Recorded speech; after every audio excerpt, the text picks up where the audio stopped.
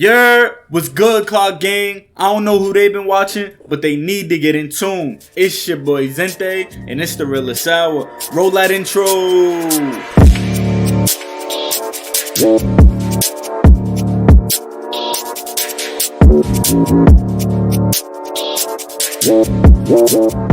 Yo, before we hop into the video, if you're new to the channel and you want to see more content, make sure you smash that like button, hit that subscribe button, and turn on post notifications. Everybody that's already supporting me, thank you for all the support. Let's continue to keep growing. Alright, today's video. Alright, I know the last two videos I did was sad, and I know that this is going to be sad and disgusting too, but I want to know the information about this, and you know, this is big in the news right now, so I'm going to react to it. Today's video is R. Kelly is found guilty in misconduct trial. We don't want to get demonetized, so I'm not going to say too many other words. Let's hop right into this, man. Jurors have just reached a verdict in the federal trial of R&B singer R. Kelly. He has been found guilty of racketeering. He is also charged with sex trafficking.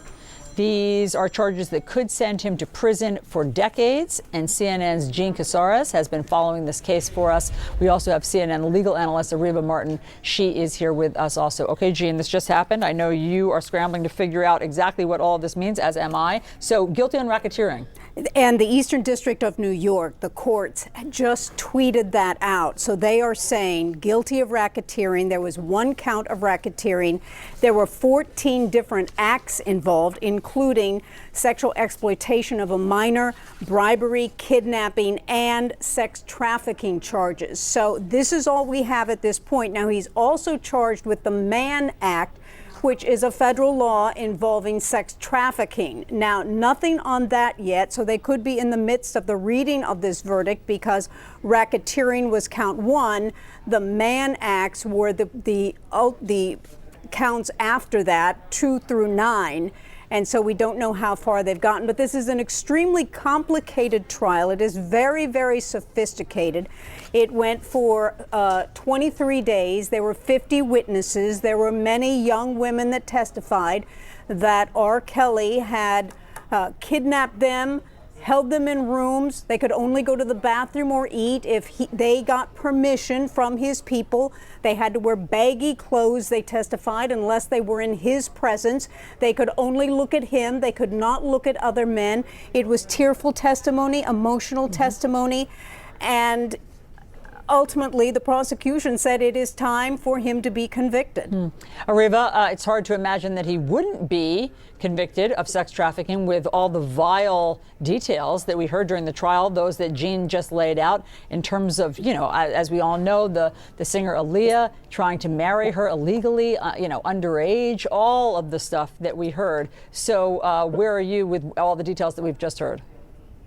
Not surprised, Allison, at all at the guilty verdict. And not only was there riveting testimony, as Jean just told us about, but there was also video recordings, apparently some pretty graphic video and audio recording that the jurors were allowed to both hear and see of him berating women, of him engaging in certain kinds of violent sexual acts with women. So the jurors had an opportunity to not just hear from these women, but to see these videotapes, to hear the audio. And this has been 25 years in the making, according to the prosecution, that he used his platform, he used his fame, his music fame to lure young girls into his circle, and then had a team of people around him, employees, agents, managers, others in his circle to create this, oppressive environment for these young women.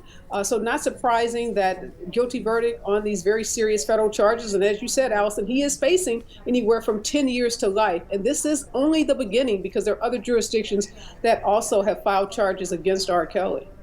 Jean, we did hear a lot of details about the case, but not all of them. Was this case more shrouded in secrecy in terms of transcripts and things because some of the women were minors at the time? Sexual assault victims.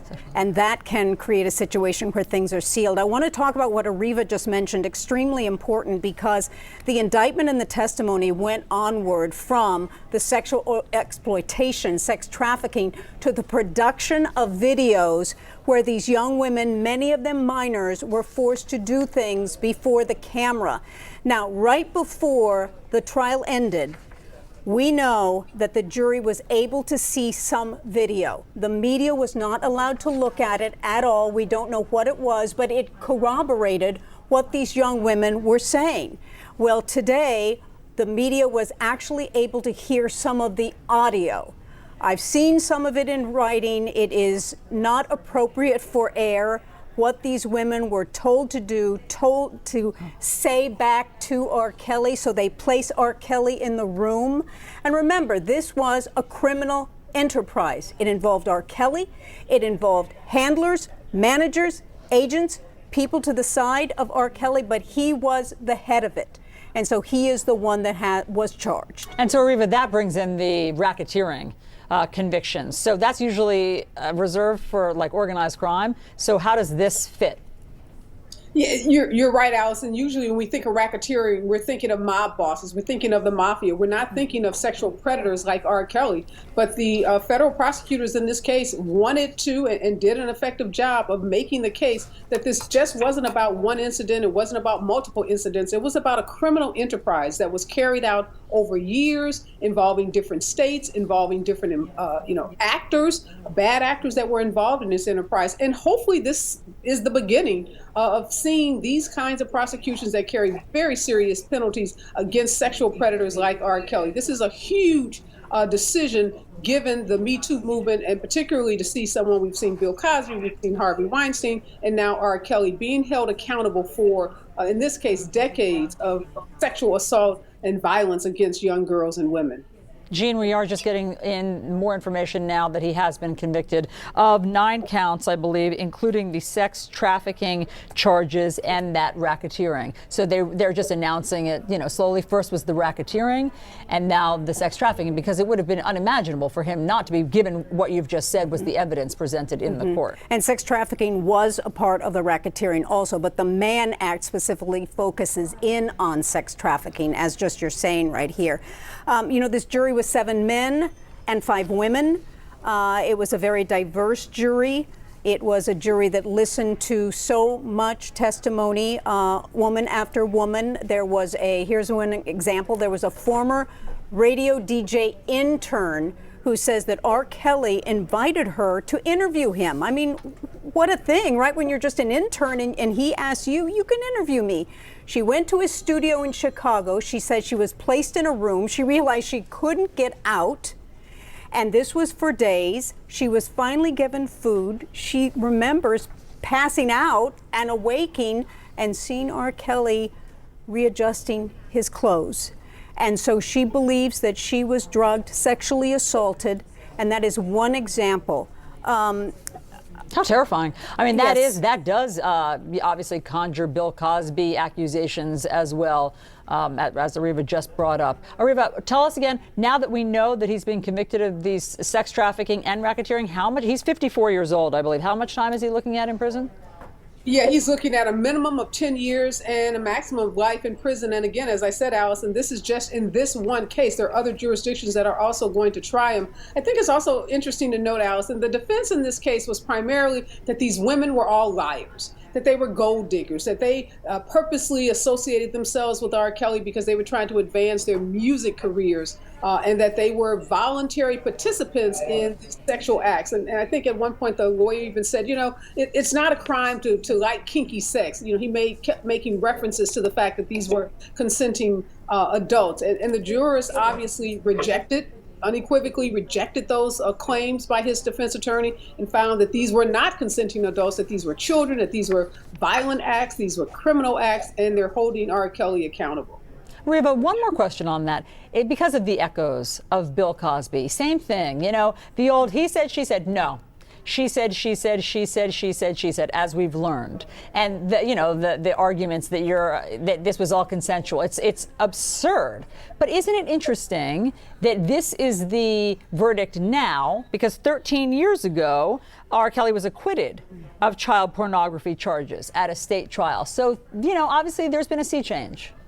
A major sea change, Allison, in the way that we listen to, the way that we believe, and the way that we receive claims that are made by women that have been sexually assaulted. And as you know, for many years, women that would come forward and tell of sexual violence were not believed. They were actually maligned by their jobs, by their employers, and even in the media. But since that time, there's more understanding, there's more empathy, and there's a greater understanding that there are lots of reasons why women don't always come forward right after they were sexually assaulted. We understand that better now. And the public, I think, by sending a strong message in this case, fed up. Enough is enough. And men who engage in this kind of conduct are going to be held accountable, and that accountability is going to look like long prison sentences. So not surprised by this verdict, and I don't think anyone that's been following this trial is surprised, because the nature of the evidence presented by the prosecutor was so compelling.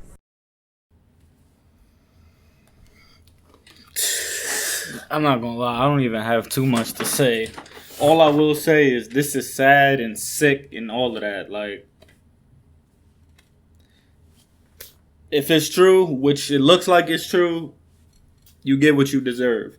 Don't do the crime if you can't do the time. You get what I'm saying? So, you got to deal with what you got to deal with, fam. You try to do all of that. You get what I'm saying? So, you got to deal with it now. I don't really have too much to say. You get what I'm saying? Like, this is crazy. This is worse than the last video that I watched. Like, I don't know. But, yo, if you have any thoughts about this case, about this situation, let me know down in the comments. If you want to see more videos like this, man, make sure you leave a like. If you're new to the channel, make sure you hit the subscribe button and turn on post notifications so you never miss a video. I'm on the road to 10K subs. If you're new and you're not subscribing, what are you doing? I don't understand. Don't be lazy. Hit that subscribe button. With that, man, it's your boy Zinte. It's been the Realest Hour, and until next time, GG's.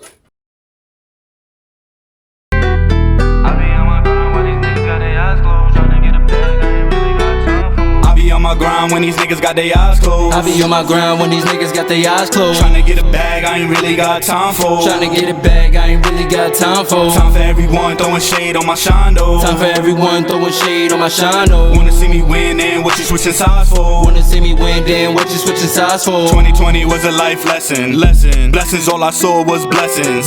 A lot of people died, and I swear I fucking hate that.